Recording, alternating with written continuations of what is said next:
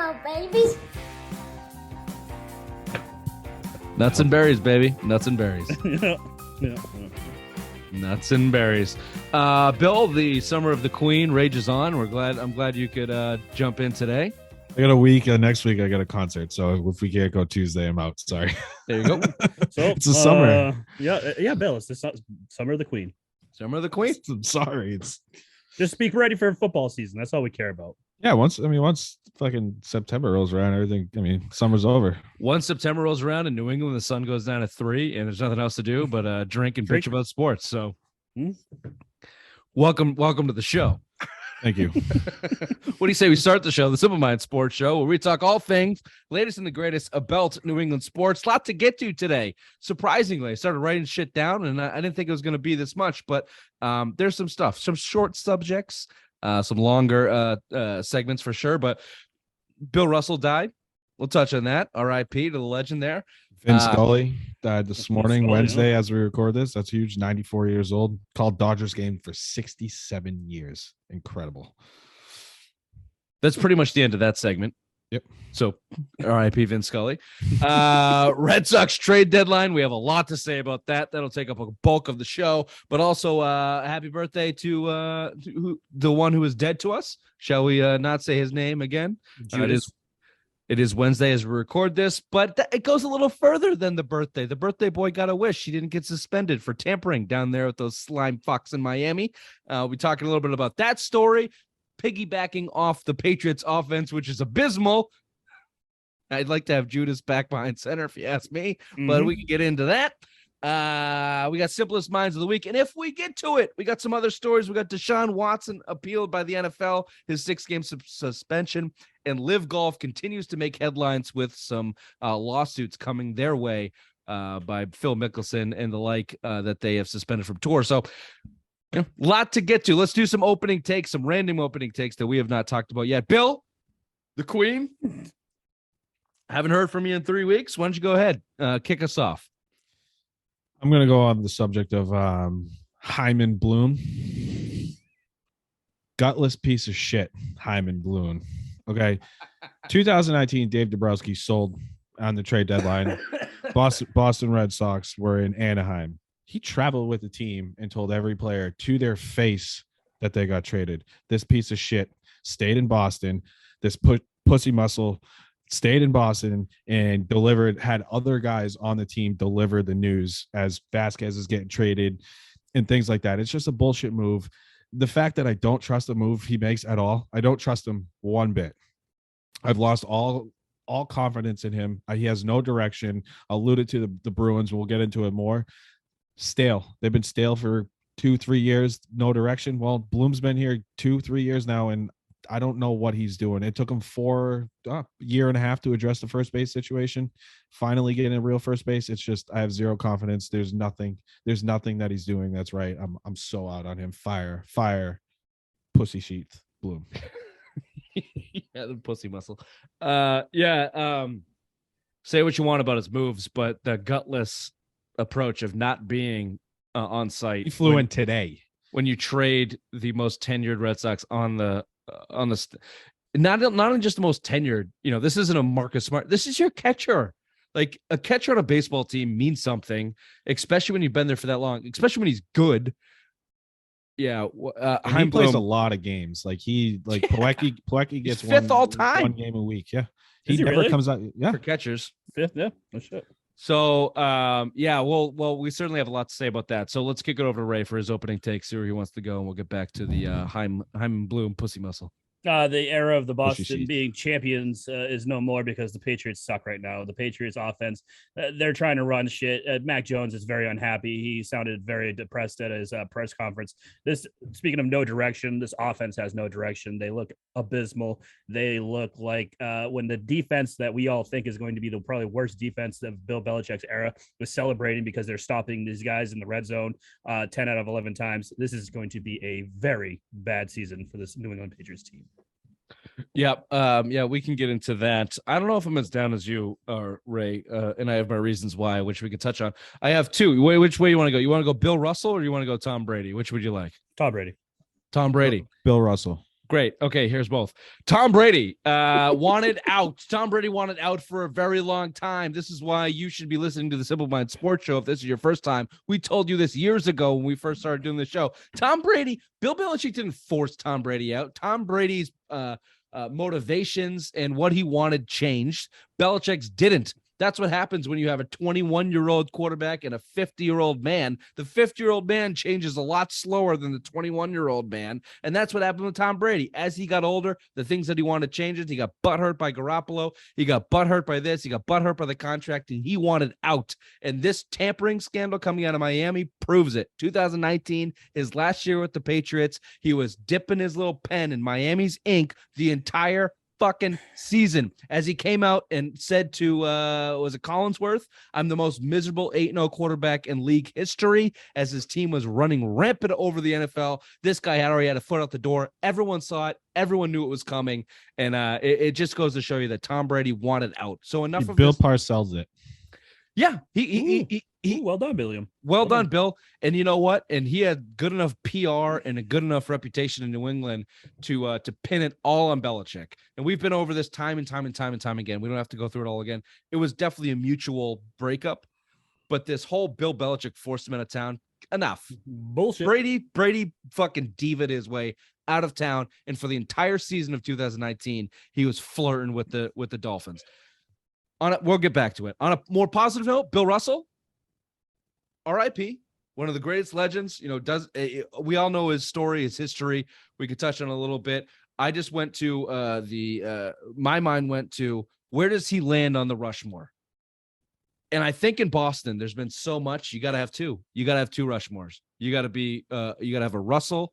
You got to have a Bobby Orr, Ted Williams Rushmore, and then you got to have like an Ortiz, Pierce, and Brady. There's 4 on each, Rich. So Brady goes on number 1. Well, Brady goes. Well, this is my backup from the Brady opening tick. Brady goes on both. The Patriots were too shitty early on, and he's so good that he gets both. Well, you can put Belichick on one, couldn't you? Fine, but it doesn't go on there. But you know what I'm saying? There's been so. How do you compare David Ortiz, the greatest winner in Red Sox history? His 2013 World Series will go down in history. Obviously, just made the Hall of Fame this year. Compared to Ted Williams, the greatest hitter in history, you got to have two Rushmores for that. You go Larry Bird and Bill Russell. You got to go Russell, because if we go Larry Bird, we play to the narrative of Boston and go with the white guy. I'm going chocolate. Oh, I'm going to. This is why I'm going chocolate. I'll take vanilla on the secondary Rushmore.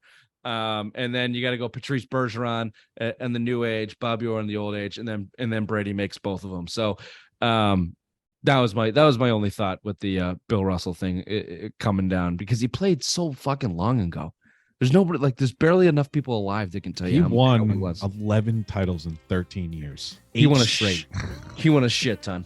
All right, we'll talk about that. We'll start off with that. Maybe we'll dive a little bit deeper into how much he won there. Again, we'll do Red Sox, we'll do Patriots, we'll do Simplest Minds of the Week. If we get to it, the Watson thing and the Live Golf. Welcome to the Simple Minds Sports Show, Friday Rewind, August 5th. Suck it, Ray. Welcome to the show.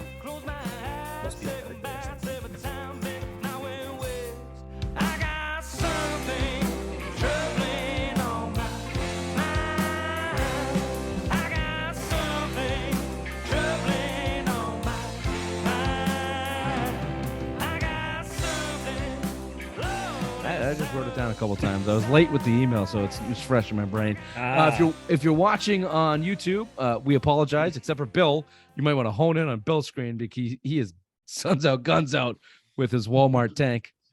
Old Navy. Sorry, Old Navy. It's gray though, so it's nice. It's blue. You're colorblind. Oh, is it polka dotted too? Yeah, it's got little palm trees on it. Wow, that is fruitier than I thought. Okay, so I take that apology back. You're welcome for watching on YouTube. If you're not, you should. But if you're listening on your podcast, your favorite podcast outlet, whether it be iTunes, Spotify, or iHeart, we are the number one New England sports self-proclaimed. Well, self-proclaimed on iTunes. but actual number one on iHeart. Pretty sure that's what the numbers dictate. So congratulations to us. All right. Just a little more touch on, I think he's earned it. Bill Russell dies at 88. 11 of the 17 Celtics championships, which is just a little bit laughable because so many Celtics fans talk about the 17 championships and like 11 of them happened fucking 40 years ago with one guy. Yeah, we weren't alive for any 60 of those. years ago. What are you talking about? Yeah, 70 years ago. I mean, he died. He was 84. I mean, so again, he was the what first was that player like, coach. Bill, as you were coming up and learning to tie your shoes, watching him? The short white guys in combat boots on their court. When you're 6'10", I mean, he was just a freak athlete. He was like a long jump champion. I think he did shit like that at University of San Francisco. He won a national championship and he competed in the long jump and I think the high jump at 6'10". I mean, he's a freak athlete. He was trying to make the Olympic teams in the 50s before he, playing with the Celtics. Just a freak athlete. It's crazy. Like, he revolutionized the game. You didn't have guys that block him and wilt. He didn't care about scoring. I mean, he averaged 10 or 12 points for his career.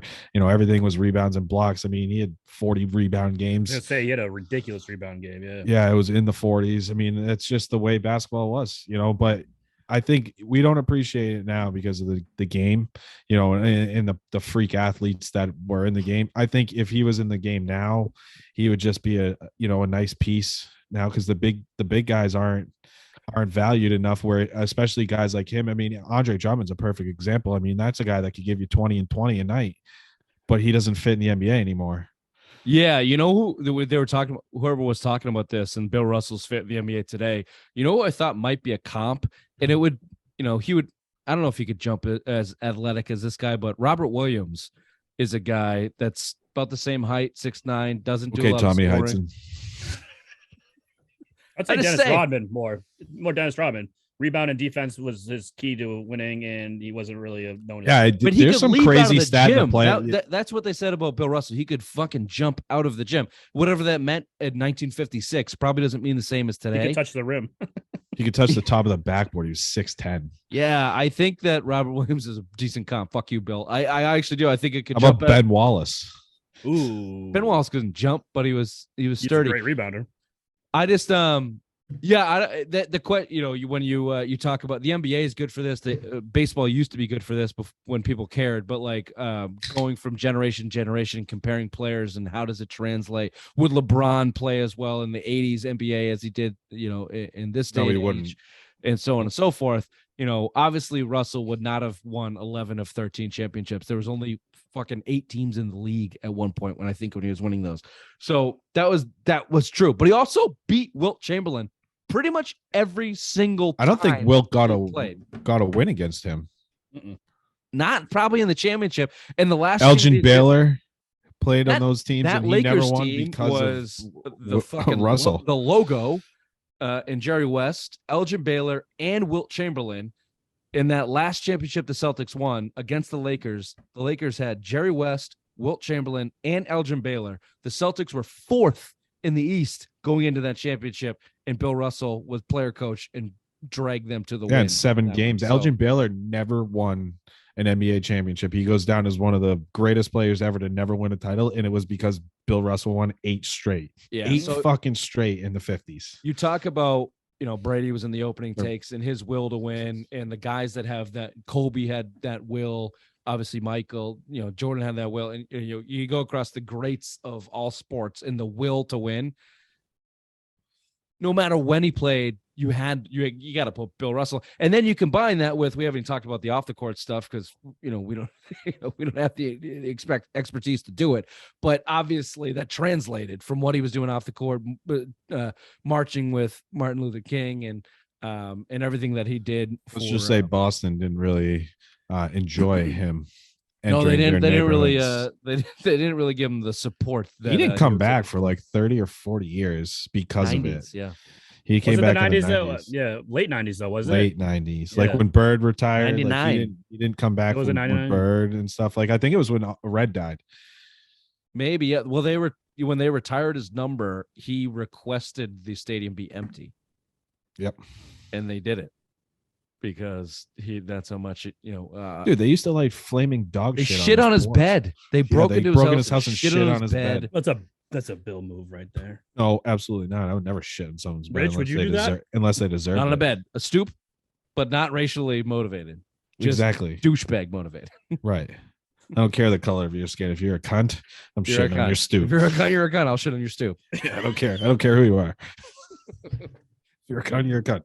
Cunts don't see color or race. No. my Unless eyes. it's brown and it's on the bottom of your shoe because you walked out because I shit on your stoop. Quick break. We'll be right back to talk about the Red Sox.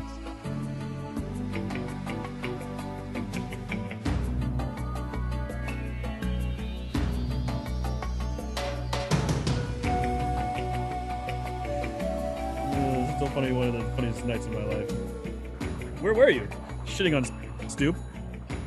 The level of regret I hold with that as a person, but when I think about, fuck yeah, I'm glad I did it. Dude, I hate him.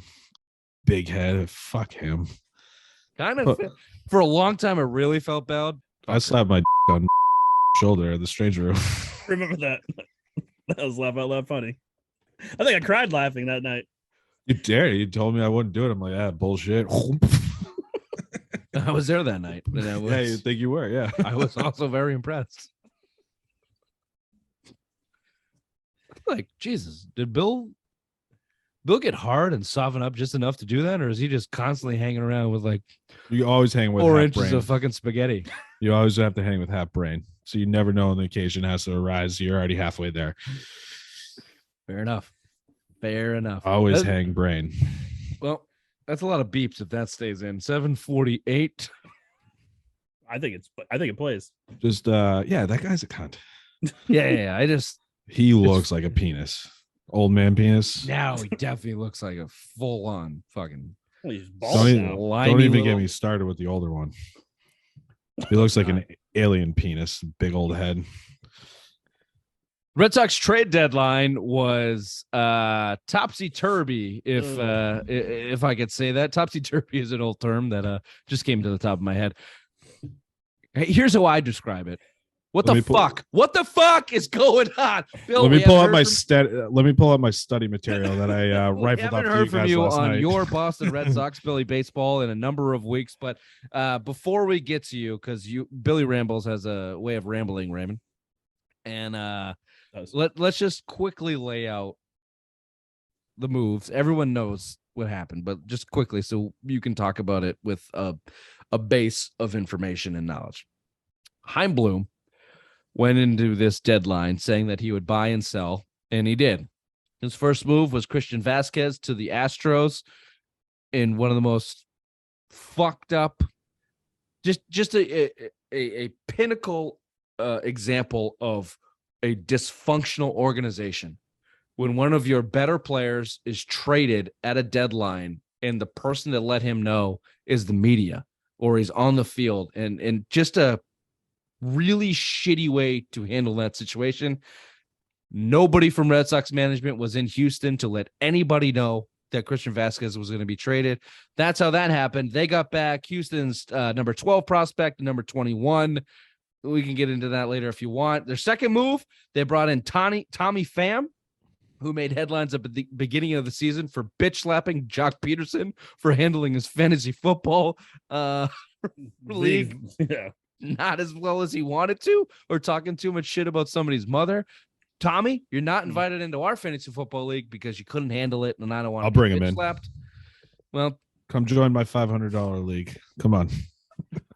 humble brag from the queen. Move number 3 was dumping Jake Diekman's $4 million load and taking back old Reese McJerky, backup catcher Reese McJerky, to take over Vasquez's position. How come that didn't make more national news that he was jerking off at It $1? was COVID and in Chicago, and no one gives a shit. There's murders every day in Chicago. No one cares about a guy. But wasn't he off playing in the for parking lot. Toronto too? Yeah. So Yeah, but Canada, it happened. Yeah, no one gives a shit about Canada. They were in No one lockdown. gives a fuck. They're murdering citizens for that get COVID because That whole police interaction that he had in the car was fucking hilarious. Who hasn't jacked off in a car? Come on. Sometimes you gotta release. Sometimes you improvise. You get to work early. Police need to know that type of release could have saved lives that night. Maybe he had a maybe fucking jacked up. Maybe he was thinking about suicide, and he's like, you know what was going to cure this? Me jacking off in this parking lot right this second. Maybe he popped a fucking blue pill. Couldn't get that boner down. Ray probably knows a little bit about that. And he's like, I just got to crank this thing for 4 hours. And maybe he was on like 3 hours, like 55 minutes. And he was like, it's still up. You know what? I gotta go. I gotta pop this on the dash and just be done with it. And I don't hold it against them. So we can get into that. The last move, Bill, and I'll let you go here. The headline move, Eric Hosmer is coming to Boston. First baseman for the Padres, not the player he used to be. The untold story about this, or maybe most told story about this, is the Padres are eating basically 100% of the money, 100% of the amount of money that they can take. They're taking. Perfect time blue move.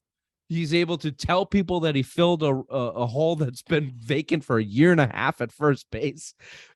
Unlike Irene. There you go. Always filled up. And he also got 2 speedsters back in a couple minor leaguers that can't hit for shit. ABF always be filling. And in return, he sent Jay Groom, your number 16 prospect in the Red Sox program, first round pick in 2016. 2016 hasn't been the same since he had Tommy John. He's down like 4 Didn't he deal some drugs too? Didn't he get in trouble for like? I think he stole computers in high school. Something like that. His velocities in the 92 range when he got drafted was like 96, 97. He's just not come back good after Tommy John. Not great. But so anyway, Eric Hosmer's coming. So you got Hosmer coming to town. You got McJerky coming to town. You got Tommy Pham coming to town, and out the door goes Christian Vasquez. Bill, your take on the Red Sox trade deadline? I got 2 questions that I want you to answer. Can any of them pitch?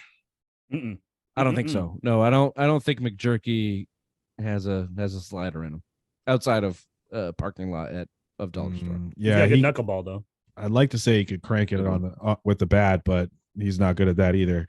And also, would they have got Eric Hosmer if he did not reject the trade to the Washington Nationals? No.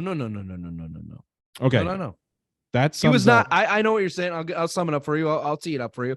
Eric Hosmer was not an identified player for them to go out and fill a need at first base. He was fall into the lap of the Padres looking for somebody to take him for nothing. And we'll see what his contract looks like. He can opt out. If not, I guess anybody could have taken him, but maybe the Red Sox pounced on it. We'll see. He had a no trade. The Red Sox were not on the no trade. The Red Sox were not on the no trade list. Washington Nationals were. He was probably smart to reject it. It sucks for the Padres because they had to get rid of Luke Voigt and Hosmer. They're paying $44 million. I think it's basically amounts to, I think it's 200 left this year. If he picks up his option, it's 3 for 39, and they're picking up 750,000, which is the Red Sox. So basically, if Cassius is available or kind of is ready to go, you cut bait with Hosmer. He's still getting his money no matter what. Padres are going to pay him. You're on the hook for 750. But to my point, he fell in your lap. If you didn't get Eric Hosmer to, if he didn't reject the trade to Washington, what are we looking at? Tommy Pham and McJerky. And what are we saying? You sold, but technically you bought. Like JD Martinez still on this team. Nate Eovaldi still on this team. Xander Bogaerts still on this team.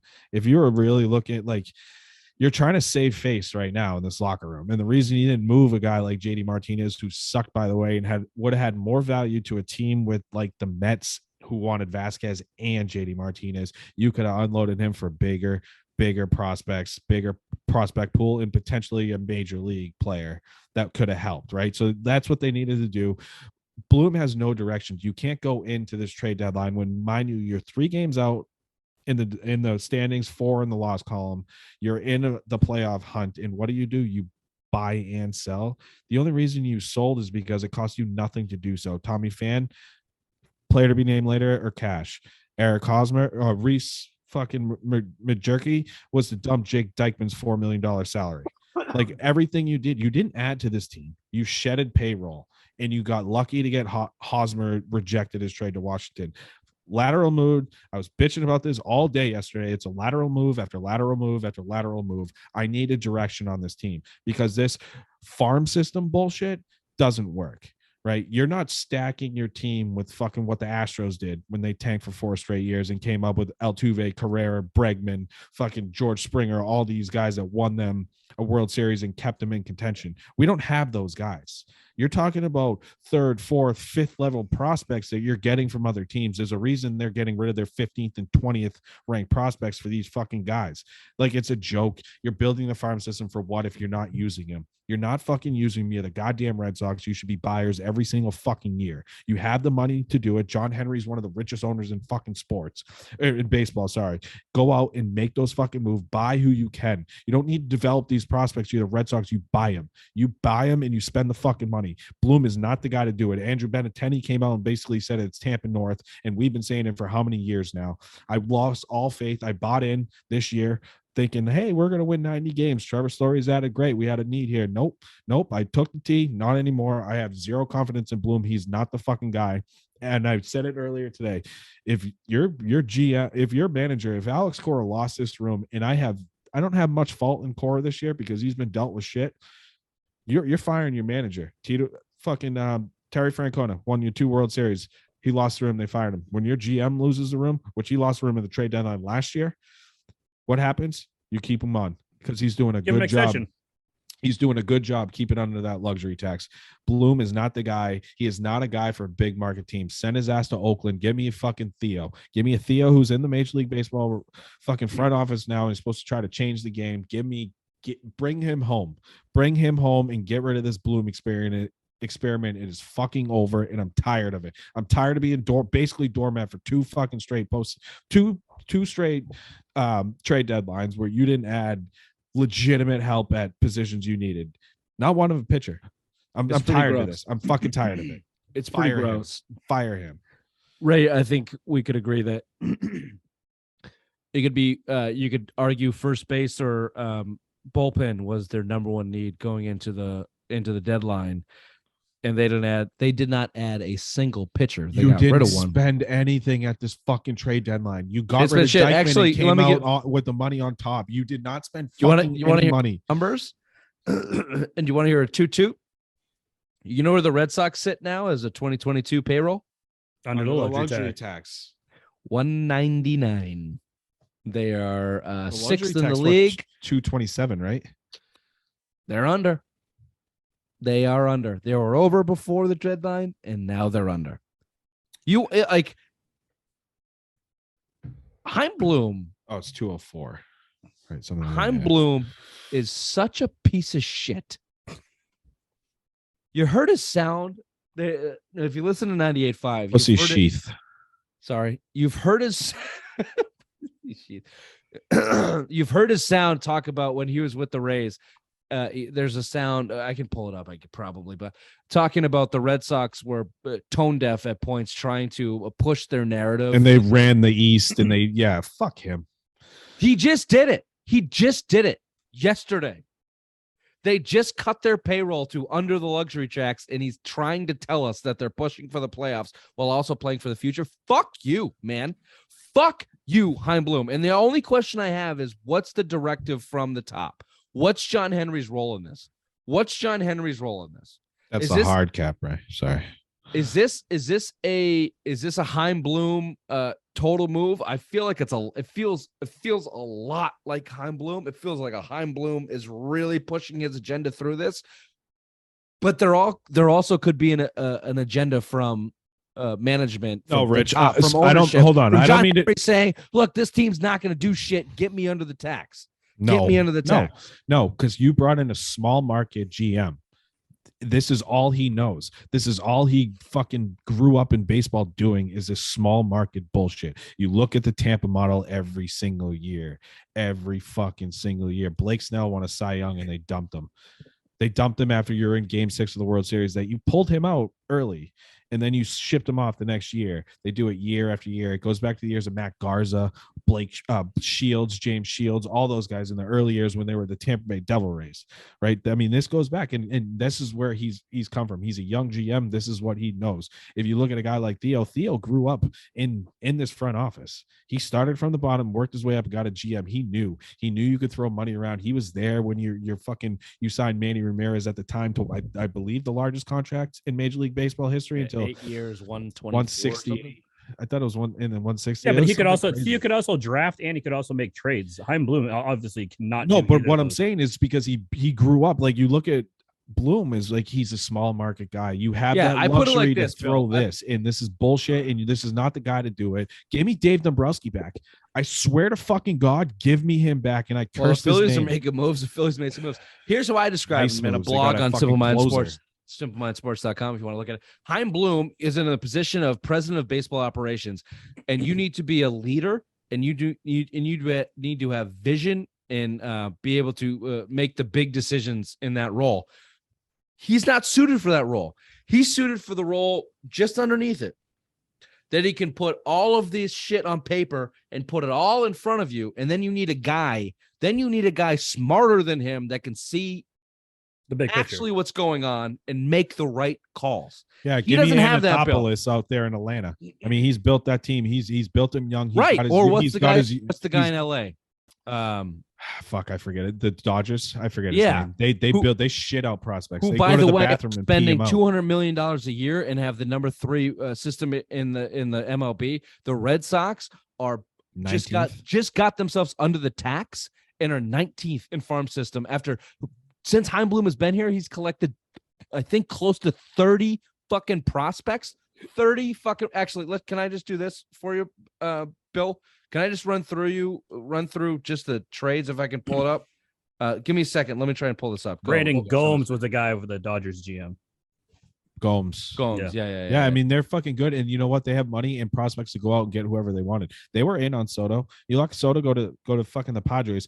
I don't think you could have offered what they did. I think CJ Abrams is going to be a stud for a shortstop. He had a cup of tea earlier in the year. They sent him back down, and then Mackenzie Gore is one of the best young arms in baseball. He's a rookie this year. He's been tearing it up out there in the NL West. I mean, we couldn't offer that. We didn't have the talent. The young Padres are going all in now because of what they have to. They have to. But you know what? You know what? They sell out close to every single night. They're averaging 38,000 fans a night in Petco. You're building a team. I mean, you look right now, they can make this move because Soto's not on that $500 million contract. He's still, I think he's in the 20 to 25 range in arbitration. 2 more years, by the way, 2023, and he's a free agent after 2024 season. So I mean, they're still in that luxury of not paying him close to $50 and they can let that flow, and million. they can push Machado out or whatever they want to do with that money, and getting Hosmer out the door is going to help. It doesn't matter when you're paying Hosmer. if he picks it up, he's got to pick that up next year. We'll see. 13.5. You think Hosmer will get 13.5 on the market next year? Rizzo got more than that. Two for 30, 16, I think. 2 for 32. Hosmer's he'll hit 270.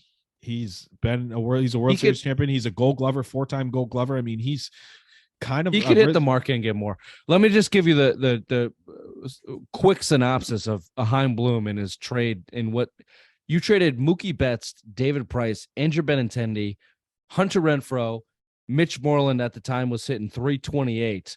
Those were his big trades out the door. And in return, you have Alex Verdugo, Jackie Bradley Jr., and 20 plus prospects, and that's not including this deadline. So you want to throw Vasquez in there, close to 30 prospects. How do you have confidence in a guy like this? How do you have confidence? You traded an MVP, David Price, who say what you want about David Price while he was here. We hated him, but he won you a fucking World Series. Andrew Benintendi, who is now an all-star this year playing for the Yankees. Hunter Renfroe, who crushed you last weekend and was leading the NL in home runs. And since you traded Mitch Moreland, your first base position has been dog shit for a year and a half. And in return, you got Alex Verdugo, who's a number 6 hitter and just an okay fielder. Like, that's it. That's it. one of your biggest weaknesses on offense this year has been power. Do you know if you still had with Hunter Renfroe's stats right now? Do you know where he would rank on the Red Sox in home runs? Number 1. Second behind Devers. He's got 18. I think Devers is in the 20s. But he was also hurt for 3 weeks too, wasn't he? He's had two stints on the DL, and he came back to haunt the Red Sox this year. I think in this series, I think he hit 3 home runs. I believe.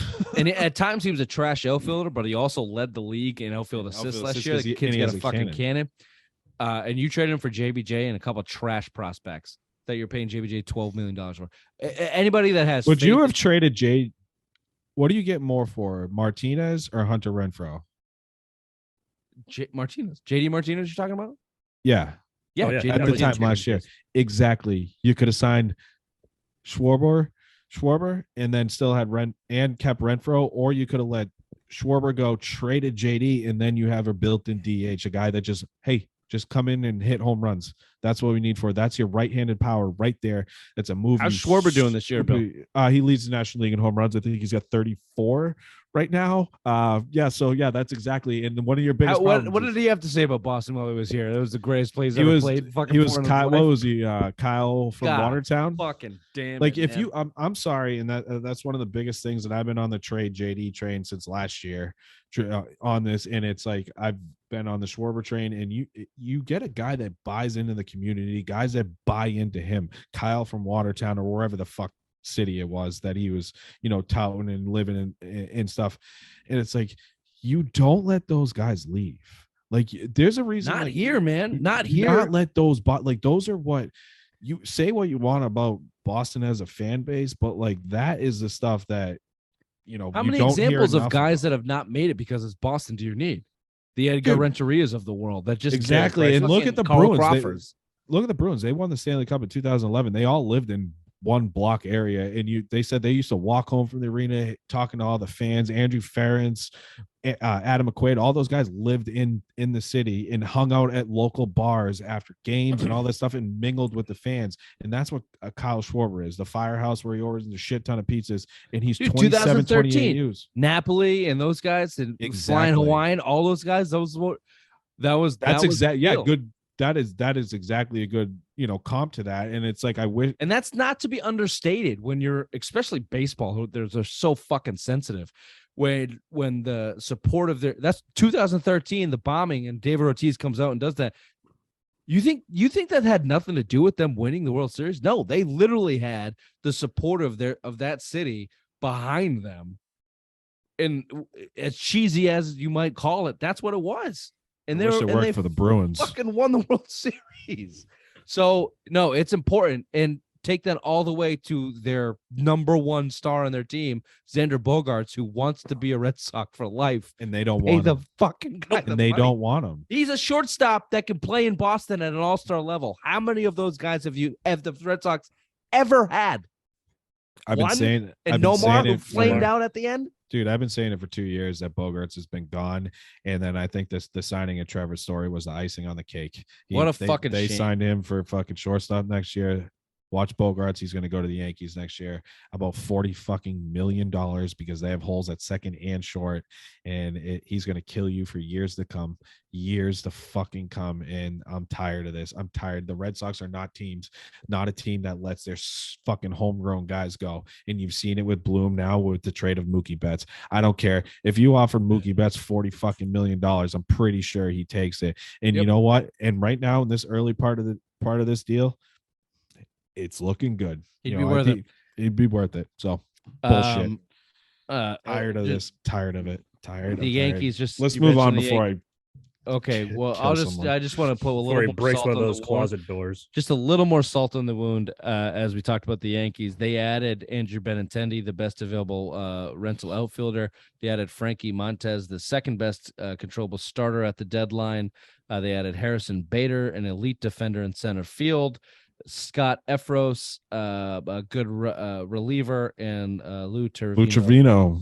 Lucherino's huge. I mean, the Red Sox have a big need a closer, and you got a guy like that out there. I mean, his ERA is high, but The Yankees added 5 guys, Bill. Yep. They're up, 17 games in the fucking division, and they added 5 guys. Now, granted, they have shit the bed for the last 3 years when they should have done better, so maybe the Cashman's like, fuck this, like, I'm at as many guys as possible to keep his job, but it's just what a dichotomy between that move and what the Red Sox did. And it's just a pain in the ass. And I'll just give you one more example. And Ray, I haven't heard from you in this entire segment. So, and this relates to the I have Celtics. one related Maybe. to this All right, too. we'll let you finish up the segment. But Ray, this reminds me of Danny Ainge.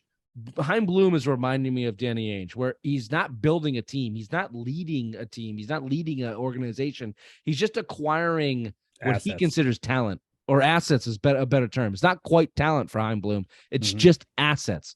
And we saw what happened with the Celtics. It took a new general manager to push them to the finals. What does that say about the Red Sox to you? Do you agree or disagree with my comparison there? Totally agree. He's just stockpiling all these assets, and the farm system isn't even getting that much better. I mean, I think they went backwards, didn't they, in the rankings for the farm system this past year? So it's not like he's doing any better for the farm system. I feel like, yeah, you're just stockpiling assets, thinking like one of these guys is going to hit. Fuck it, trade all you got. You are the Boston Red Sox. You should have been in on Soto. You should have been in on Shohei Ohtani, because we are the Red Sox. We spend the most money. We try to get the best players because we have the most money, and we're the diehard franchise that everyone wants to play for because, winning in Boston is the greatest thing in the world. And yet we got Chaim Bloom, who is pinching pennies and doesn't want to spend a dime and try to get under the luxury tax. It's ridiculous. Yeah, and Ohtani wasn't on the market. I mean, I know there are people they listening were to talking him, about it. I still. think Suzuki was the big one. You needed right field help. You've needed right field help for 2 years if you want to throw out the Renfroe year. And he liked Boston, and he had a chance. And he was one of 3 teams remaining coming out of the lockout. And you went out and said, Trevor Story, you're worth 150 million, and Suzuki, you're now worth 85 to 90 million. And he's had a pretty good year with the Chicago Cubs. I mean, that's another miss. But Danny Ainge, yeah, I mean, you're stocking assets for nothing. I mean, and Rich, to your point with the Yankees, I mean, you look at the Red Sox in 07, they were the number 1 team from start to finish. What did they do with Jonathan Papelbon, the best closer in baseball? What did they do? Went out and got Eric Gagne, best bullpen arm on the market. Did it work? No, but that was being aggressive. Like that, they went out and got it. They didn't need it. They did, honestly, that year they didn't really need it, but they went out and got it because they knew, like, we can win this World Series. And that's what the Yankees just did. The Red Sox still should have been just as aggressive as the Yankees, because those moves the Yankees made, the Red Sox make that, you're chipping away at that 12 to 17 game run. You're behind the Yankees. You're not going to win the division, but you're going to win the wild card. Totally. Every move those Yankees made, you put those moves on the Red Sox, you're the number 1 wild card team in the American League, period. And the Yankees didn't touch their top 4 prospects. They have a better farm system than the Red Sox, so maybe the Red Sox would have had to dip in there. They dumped Joey Gallo, who's hitting 168. Wait, so they spent all that money and they still have a better farm system than us? Yeah, that's correct, Raymond. Can I ask you one question before we move on? Who has more hits? Or Joey Gallo has less hits than Aaron Judge has home runs on the season. And they were able to dump him to the Dodgers. Think about that. 42. He's what, 42? I think Joey Gallo has like 39 hits. It's 168. And that's one of those was a triple that Christian Arroyo lost in the lights for about an hour. It was a twilight. He couldn't see it. It'd be nice to be able. It'd be nice to be able to shit on a Yankee at this, or even a Dodger and Joey Gallo. But at this point in time, I don't think we have everyone's shitting on anybody. Yeah. Unless this Red Sox roster, which I would argue did last year, outperforms what the management gave them and bails Chaim Bloom out. I think there's a chance to do it because I think Devers and Bogarts and JD Martinez are that good of hitters for Duga. And if Kiki Hernandez can, I think you got enough to outperform it and sneak into the playoffs. And if you sneak into the playoffs, then you outperform the shitty performance here at the deadline and you scapegoat Chaim Bloom. But, I don't know. It doesn't make me feel any better. Here's why it doesn't make me feel any better. I don't know what the fucking direction is. I don't know what the move is. I don't know what the plan is. I don't know what you got 40 fucking prospects that you're excited about. None of them seem like they can play. Jaron Duran is out there being a pussy every time a microphone's put in his face, talking about you try to catch a fly ball or you try to do this kid. Get this fucking kid out of town as fast as possible. 27. Because that's true. He's not even a kid. He's basically collecting Social Security, and he's making excuses for himself based on the team. I fucking hate Jaron Duran. Is it white wine night? Yeah, it is white night. Yeah, speaking of that, let's kicking in, huh? Turn over to headlines with the obvious one. Richy Rambles. Thank you there, Richard. To Bloom's basement, the filings basement of the MLB, where everything comes at a discount. The Red Sox made a series of moves at the MLB trade deadline, headlined by sending longest tenured Red Sox catcher Christian Vasquez to the Houston Astros, literally in the middle of the game against the Astros. Literally. Bloom followed that up by grabbing a nobody right fielder plus a salary dump for a dollar store McJerky load. The final move for Eric Hosmer fell into Bloom's lap. The Padres are taking on every possible dollar of the contract, plus throwing in some wicked fast prospects in exchange for a one-time drug dealer and first-round pick, Jay Groom. The Red Sox are neither better nor worse, and everyone feels dizzy and shitty after these clusterfucks of a move. Happy birthday to the Judas Tom Brady. For your 45th birthday, the NFL will not be penalizing you for your infidelity in 2019 with those sleazy slugs in Miami. However, the Dolphins will be docked a 2023 first round and 2024 fourth round pick for tampering with Brady, not once, but twice. After all those Robert Redford, Brad Pitt spy games, Brady currently is playing for the Tampa Bay Bucks. The Patriots offense is reported the worst Greg Bedard has seen in his time covering the NFL. I'm sure nothing has to do with the Tweedledee and Tweedledum dickhead in implementing a brand new scheme as the today Junior most who have never coached offense and a second-year quarterback begging for guidance. Vegas has the chances of them figuring it out currently at 0%. The NFL is appealing the 6-game suspension for Deshaun Watson in a surprising rush of morality. The NFL is looking for at least a 10-game suspension. In a quote from Roger Goodell, he said, 25 women is where we draw the line. Mr. Watson crossed the line. He didn't place some harmless bets on his performance, so we want to come shy of a full year suspension, but we just can't accept his severe level of outward horniness. Also, no one 24 is the line. Let's just get that straight. Anything over 24 is 10 games. Anything under, 6. Also, no one tells me how to inconsistently discipline my players, end quote, allegedly. And rest in peace to Bill Russell. You come shy of Wilt's 10,000 notches on your belt, but 11 championships in 13 years will never be touched. He is the definition of legend, just not sex legend. That's reserved for Bill Gately, Wilt Chamberlain, Ric Flair, and Bill Clinton. And Irene. Irene is my mother. This has been Headlines with the Obvious One. Back to you, Richard. That took 3 minutes. Cool. And you read every joke like, ha, ha, ha. What a cunt.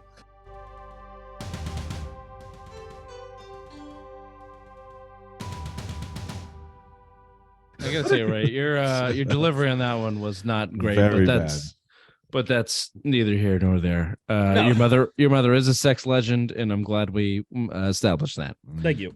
Speaking of establishing, happy birthday to Tom Brady. Fuck that guy. Moving on. Let me ask you this honest question.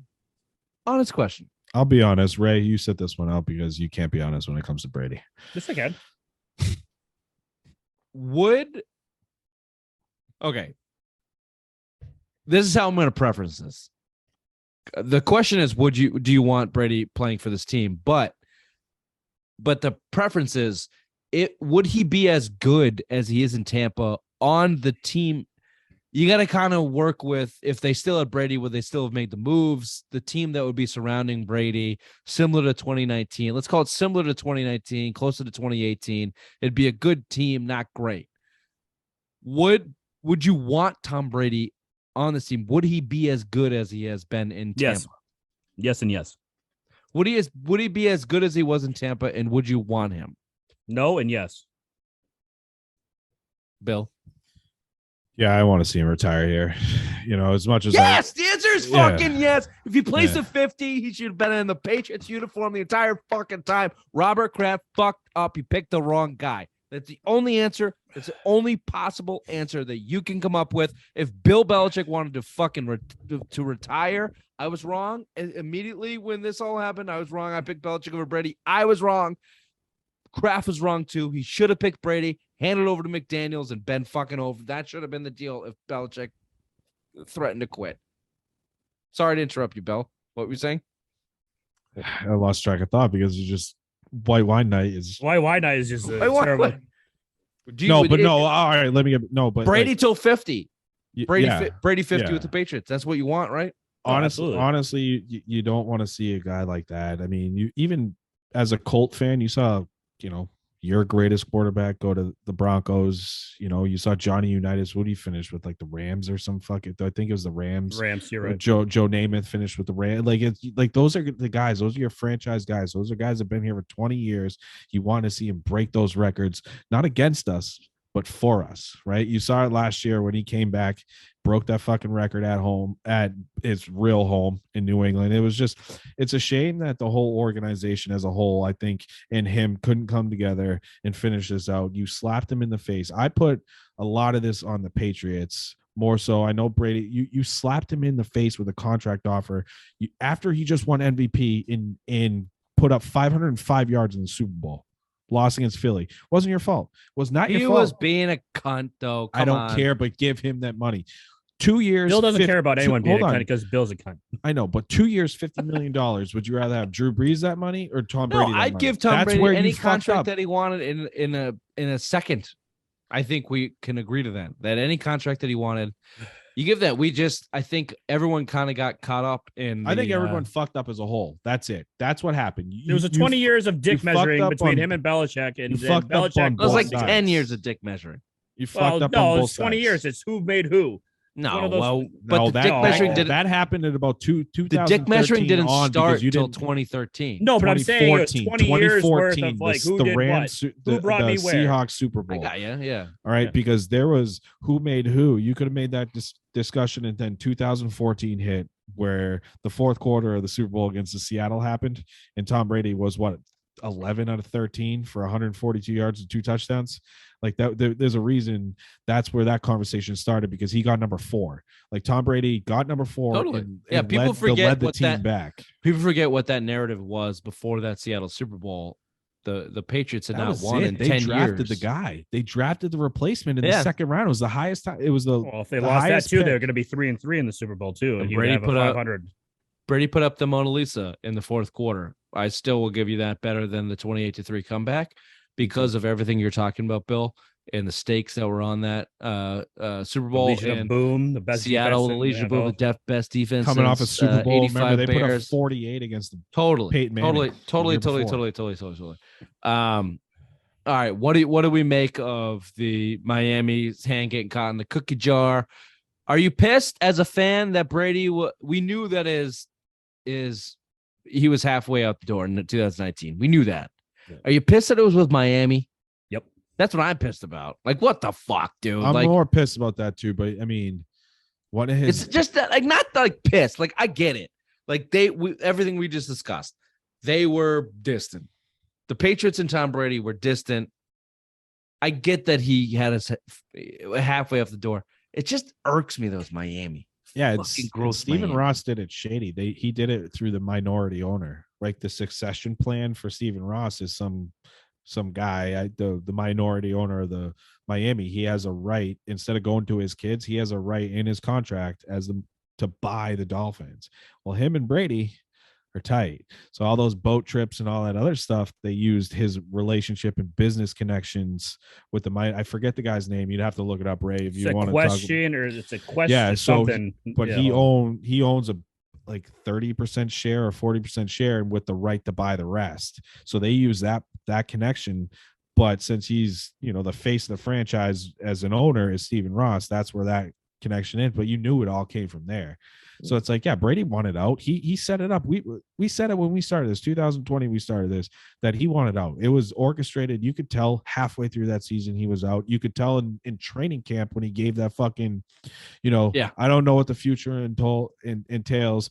They didn't put the fucking franchise tag. They put the franchise tag clause in that contract. You knew he was gone. I didn't expect it to be Miami. You heard LA, they had Jared Goff out there, but hold on real quick. We've had some speculation because Vegas was there with Derek Carr and a couple other Jared Goff. Miami the whole time. But it was Miami the whole time where you chose that fucking guy. Because they talked before the draft and then they talked after the draft. So they talked after they got to us. So they were still talking about him joining in Miami in 2020. How do you fuck that up, though? Is my point. So the Miami's getting banged for talking to Brady in 19 and for talking to him and Sean Payton in 2021. They don't have either of those guys. They don't have any of it. They're saying something fell out between TB12 and Stephen Ross is like one of the businesses that was going to be featured down there in Miami. Yeah, he's got a Miami spot. Yeah. Something happened, and that's when the whole shit started falling out, and that's why Brady went to Tampa Bay instead of Miami. But then they try to ramp it up again in 2021 after the Bucks and shit. Leave it. I've told you guys this since we started the show, since we started talking about the Miami Dolphins are one of the worst run franchises in sports. One of the worst run franchises in sports. They're trash. They're absolute fucking trash. Yeah, they get fined all this. They lost all these draft picks, and they fucking still didn't get pussy. Always trash. Oh, collect that. I just the other thing associated to this is the Brian Flores. The NFL. Did I bring that? Did I pull that in? He was right. I said I texted you guys. It just means he was right. I thought I put a link there because the actual line out of that lawsuit about how the NFL found that the Dolphins were not liable for actually losing games on purpose. Here's what their legal definition was. Quote, it was a joke. Now, Ross told Flores as a joke, lose a bunch of games so we get better position. Bullshit. That's such fucking bullshit. That was their defense. Where did Flores go? That was the NFL's 2019, defense. Right after the Super Bowl. He left after the Super Bowl because him and McDaniels were flirting, and McDaniels after 18, after the 18 Super Bowl. Yeah. 19, 20. No, he played 19, 20, 21. Flores was there. Yeah. And now this year he's in Pittsburgh. Yeah, I don't think it was a joke because you were flirting with Tom Brady. You put shit, it wasn't a joke. You put Brian Flores on a boat with Tom Brady in 2019. Just so. My point is, so they investigate the Miami Dolphins for these two things, and they fucking hammer them for the they hammer them for the tampering, which nobody gets hammered for tampering. I'm doing quotes for anybody listening. Nobody gets hammered for tampering. That is 100% associated to the fact that he told his head coach to lose. That is 100% associated to it. That's how the NFL does it. That's how they do it. That's how they did it with the Patriots. Do you think the Browns told Hugh Belichick Jackson to lose, Belichick didn't get suspended. Belichick didn't get suspended because a little bit of B. It's just such a fucking joke. You're rambling, bro. I don't think I am. It's just fucking such a joke, and it totally associates to the Deshaun Watson thing that is going to come up later in the program. I'm on Deshaun Watson's side. Quick break. We'll be right back with the Patriots. Of course you would, you sexual assault fiend.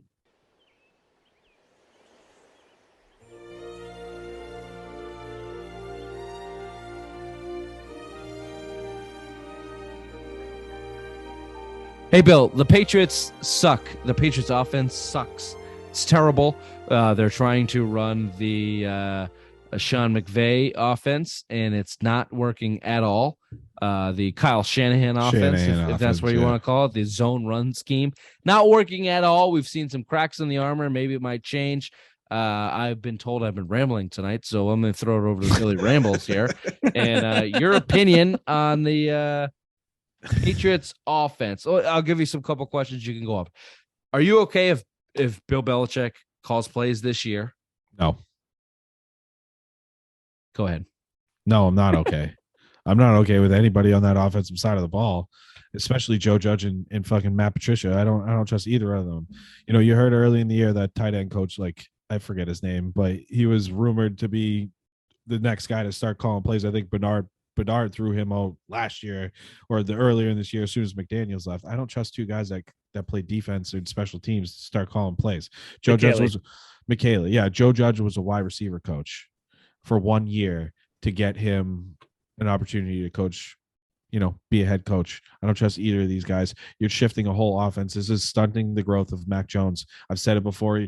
You've looked at quarterbacks that are high draft picks in this league that go through 4, 5, 6 offensive changes for his rookie contract, right? There's a huge problem with that. And this is for me right now, as a football fan, in the year 2 as a quarterback is the most important off season. Between year 1 and 2 is the most important off season for development.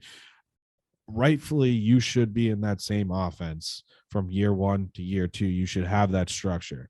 The problem with Mac Jones right now is that structure is currently in Las Vegas, right? So that's a huge problem. Now you're trying to run an offense where you're dumbing it down. He's in there to remember, we've heard it for fucking going back to the Joey Galloway years where it's too hard to learn this offense. Well, you got a quarterback that learned that offense. They learn the language. They learn the fucking you play to the zone. You look at your second, third read as a wide receiver and you go where you're soft on coverage. Now you don't have that. Now you're looking at option reads and you're trying to use a non-mobile quarterback to use his legs. I don't understand this. You're stunting growth of the quarterback that, in my opinion, and I've said, doesn't have a high ceiling, right? I think Mac Jones I think Alex Smith level. I think he's good enough to get you there, but not good enough to win you anything. I think he's a good game manager, but if you put the right team around him, he can win. And it's not this team. And it's not this team. And you're stunting him again going into the most important year of his football life is year 2 of learning this. This is where you've seen players thrive in this Patriots offense is the second year in the system. You've seen him pick it up and you've seen him thrive. Now you're reverting back to this time last year where your supposed franchise quarterback is learning a brand new offense. It doesn't make sense. And I want to throw one stat out here real quick. Last year, the Patriots scored 59% of the time when they didn't allow one sack. They've led the NFL like that. The second, if they allowed one sack, they were 29% of the time they scored a touchdown. They were last in the NFL. If you protect Mac Jones, he can lead you down and score some touchdowns, right? I don't know if it's relevant to this, but at the same time, no, that's a great stat. That's a great stat because you have a quarterback. To your point, that stat alludes to the point that you have a quarterback is a true pocket quarterback that needs time to deliver the ball, and that's not saying that he's Drew Bledsoe. I think that put some respect on Drew Bledsoe's name. Drew Bledsoe's a better quarterback than Mac Jones can hope to ever be. Well, I hate Bill, but I agree with him right there. You think Drew Bledsoe is and was and will be better? Is than right Jones? now better than Mac Jones. Well, Mac Jones one fucking season in the Mac year. Jones. Do you Mac remember Jones Drew Bledsoe's rookie year? Yeah, this isn't Mac Jones' rookie year anymore either. Okay, do you remember? Well, yeah. Well, you only have his rookie year to compare against Drew Bledsoe's rookie year. Do you remember Drew Bledsoe's rookie year? Yes, I do. It was awful. Not great. Did he win rookie of the year? No. Here's what I'll tell you. Here's what I'll tell you about all of that.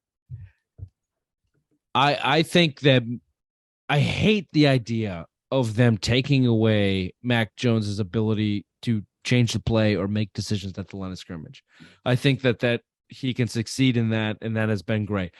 I don't think that they're going to run a Kyle Shanahan offense this year. I think that they are going to scrap that fucking shit real quick and go back to what they're used to. 15 I also touchdowns, think 15 picks his rookie season, Drew Bledsoe. What was it? 15 and 15.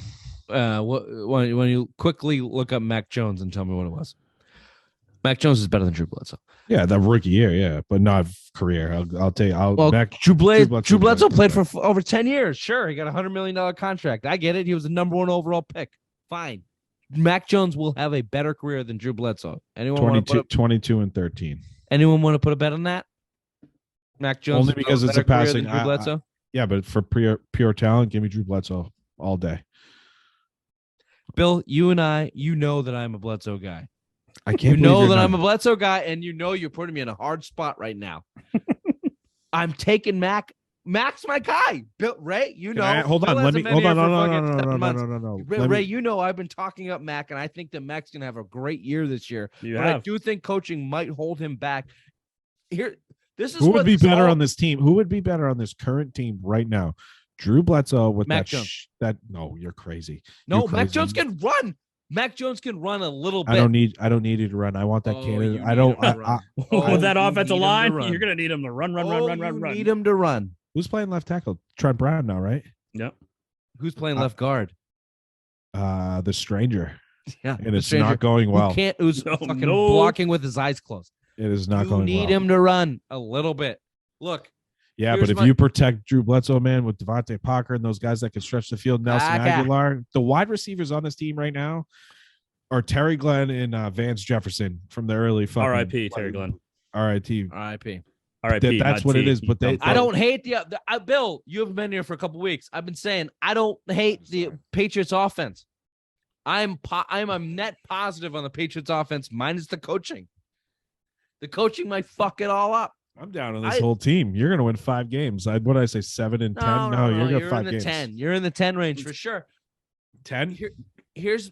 I'll take the under. You want to bet on it? My whole fucking thought, Ray. Do you have a thought, Ray? Bill, shut up, Ray. Do you have a thought? Well, I try to re-sequester my thought. I don't know. They're saying maybe after the first preseason game, they're going to scrap this whole scheme that they're doing this zone run. It's just going to be part. Just going to be part of. That's what I don't like. You spend all off season. This has been the longest part of the training camp is right now before the first preseason game, and you're going to scrap it after that. I mean, Bill Belichick came out and said that this is the first part of the playbook. They're going out through it because it's the newest part. Why would you spend so much time on something that you're not gonna? It's just gonna go to the back of the playbook. That doesn't make any sense to me. Especially with the new downfield threat, Devontae Parker, who's actually with him and Mac. He's some of the videos. Him look good. Kendrick Bourne and him look pretty good together. I really like Kendrick. Even that kid that shit. Why couldn't the offense that they had ran for 20 years work with the person? Because it's in Las Vegas. That's why. Las Vegas, and because there's too many dummy dumbs on this team. Give me the tight end coach. What's the tight end coach? Chad's name? Mick Jerky. No, give me Chad as the tight ends coach to run that offense. Mick Butt Cheeks. The reason why it's not happening is because Belichick is trying to force Skinny Ray and dumb Bill into the scheme. Tell me I'm wrong.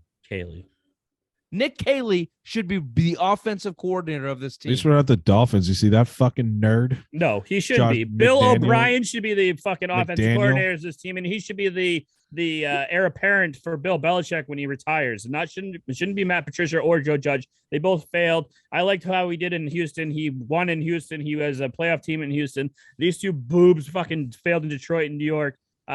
Yeah, this whole organization is on the downward spiral right now, and it's not good for the New England Patriots. Can I just give you one question, Ray?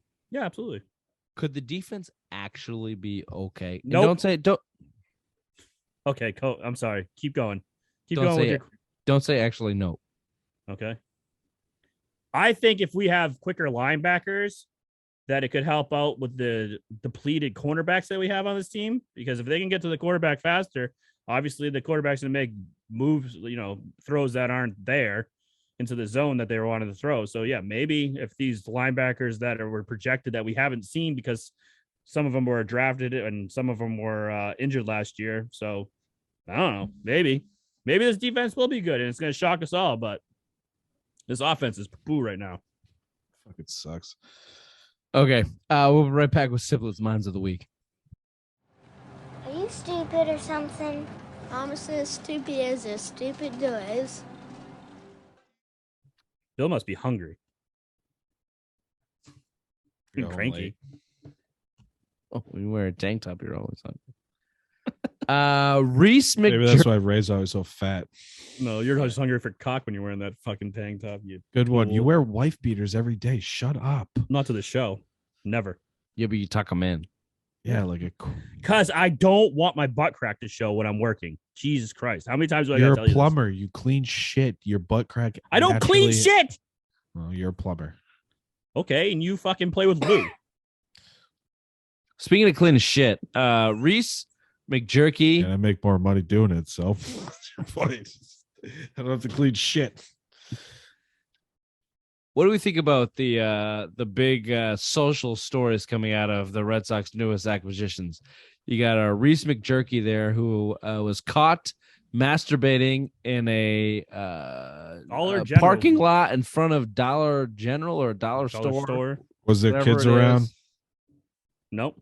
Hold on, let me finish. Let me finish before I get your opinion there. Actually, fine. All right, this is Reese McJerky. He's coming to town. He's taking over for Christian Vasquez, the 280 hitter that has been with the organization since 2007. I want to say 8 years. 2007, 2008 drafted. So you got Reese McJerky coming in here to take over for Christian Vasquez. How do you feel about his indiscretions, releasing his seed on his dashboard in front of Dollar General? No problem with it. As long as there's no kids around, jerk wherever you need to. That's what I say. Ray, is there a bit of jealousy that he can pop that up and and anywhere he wants? I mean, I was in the 8th grade and I was getting a blowy down in the basement and on a bunk bed, and it didn't happen. So, this is pretty impressive what this gentleman did. I just saw her recently too. She was looking pretty good. 20-year-old joke. The other guy that they picked up is Tommy Pham. Tommy Pham bitch slapped Jock Peterson the beginning of the season this year for a transgression in their fantasy football league. Bill, we know you're big into fantasy. Ray, congratulations. You won our fantasy football league last year. Bill, you're not invited into that because you're violent. I thought you told me I could. There might be relegation. We're just waiting for a relegation this year, and you can come in. And then you can come in. Yeah. So I got to wait another year? Yeah, relegation, baby. Yeah. Relegation. Oh, I'm out. Okay. What do you think of Tony Pham bitch slapping Jock Peterson for? I think it was bad mom jokes in his league, and was it really that? Well, it was over. It was over a rule, talk, and then he disrespected him in there. It was over an IL ruling on a player, and then it was trash talk in the group text that he didn't like, and he was like, "I'm gonna fuck you up next time I see you." And Jock Peterson's like, "Yeah, right." So he went over and bitch slapped him. Good for him. Good for fucking him. I mean, Tommy Pham used to be a great player. He's terrible now. I mean, when he was in St. Louis and in Tampa, I mean, he was legit. He can do 20-20 on you, 20-30, 30 steals. Yeah, he was good, and now he sucks. And I do 6'9" with your mom, so that's always good too, Bill. Word up. All right, Logan Paul. Bill, go ahead. No, it's Jake Paul. I think for me, this is laughable. So, Jake Paul's fought 5 opponents. They've been washed up MMA guys and a basketball star and a YouTube star, I believe, at the time. So everyone's been clamoring at the bit for him to fight a real fighter. Tommy Fury, Tyson Fury's younger brother. I guess he has some Irish mob ties, or he's associated with some Irish mobster that the U.S. government's trying to get. So they didn't let him in the country. So Hasim Rahman's kid, 2-time heavyweight champion of the world, agreed to step in to fight fucking Jake Paul on 3 weeks' notice. His fighting weight's around 265. They put in some crazy clause that he need to get down to 200. Clearly, it's impossible in 3 weeks to lose 65 pounds. Try to get a 215 pounds with a week in advance. They didn't give him enough time to crash, because usually your weigh-in is the night before. They made him weigh in a week before. They canceled the whole bout. Jake Paul's a fucking fraud as a boxer. Dana White alluded to it. It cost $500,000 to turn Madison Square Garden lights on for an event. They didn't sell enough tickets. They used that as an excuse for the weight clause. They put everything in their power to get him to show up weaker than he's ever been in his entire life. So he didn't have a tough opponent. On 3 weeks' notice, you give that guy every opportunity to get in there and fight. And now he was trying to fight a real boxer to make a name for himself, and now he canceled the whole bout. You don't cancel a whole bout for a guy that didn't make weight. The show goes on. So can the mass finally start piling on these Paul fucking frauds?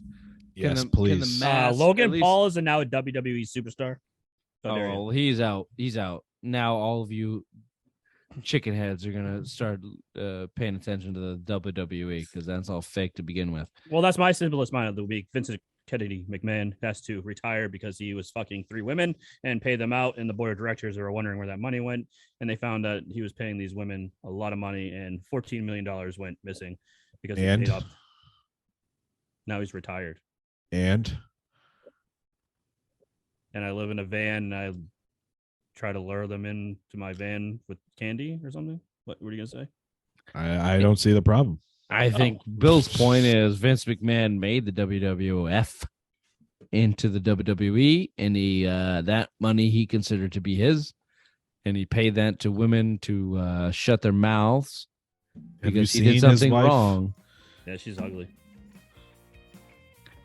Hey, Looks this is like neither- she looks like a Jake Dykeman, if you know what I mean. This is neither here nor there. This has been the Simple Minds Sports Show, Friday Rewind, August 5th, 2022. We'll see you next time. Bye-bye.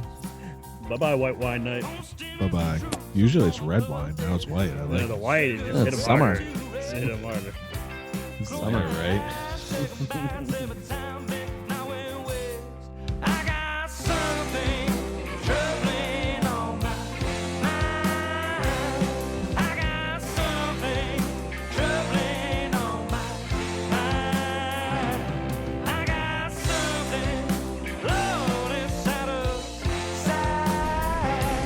I got something on my mind. Marty! You've got to come back with me! Where? Back to the future! Oh, sun's out, guns out. Woo! Hot. It's hot. It's hot. Come on. Wow. Wow. Ladies, make sure you subscribe to our YouTube channel. Yes. Your vaginas will be nice and moist after seeing this. That $4.99 Hanes fucking Walmart. Old Navy. Old Navy, $7. He's classier than fucking. There you Yeah. go. Yeah, no, that's Classy. showing the ink, baby. Showing the ink. Bill, how are you? Okay. Doing good. Yeah. How about you boys? Yeah. Long Doing time well. no see. It's nice to see your pretty face. Thank you. I was excited to hear from you. If not necessarily just to hear from you, but just to break up the monotony of Ray's stupidity. Really Hey. dumb takes. Really just not funny jokes. I have a serious question. How smelly was Ingrid's office after I left Sunday? That's a personal question. We're gonna keep that. We're gonna keep that off books. Probably just smell of jizz and farts. No jizz, tons of farts. Ray came down to visit, and yeah, he just farted. He just The whole farted the time. whole time. Whole time. The whole time. It's all that healthy food she gave me. I was a fucking rabbit. Nuts and berries, baby. Nuts and berries. yeah. Nuts and berries. Bill, the Summer of the Queen rages on. I'm glad you could jump in today. I got a week. Next week, I got a concert. So if we can't go Tuesday, I'm out. Sorry. There you go. So It's the summer. Yeah, Bill. It's the Summer of the Queen. Summer of the Queen. I'm sorry. It's Just be ready for football season. That's all we care about. yeah. Once fucking September rolls around, everything. Summer's over. Once September rolls around in New England, the sun goes down at 3, and there's nothing else to do but drink and bitch about sports. So, welcome to the show. Thank you. What do you say we start the show, the Simple Mind Sports Show, where we talk all things latest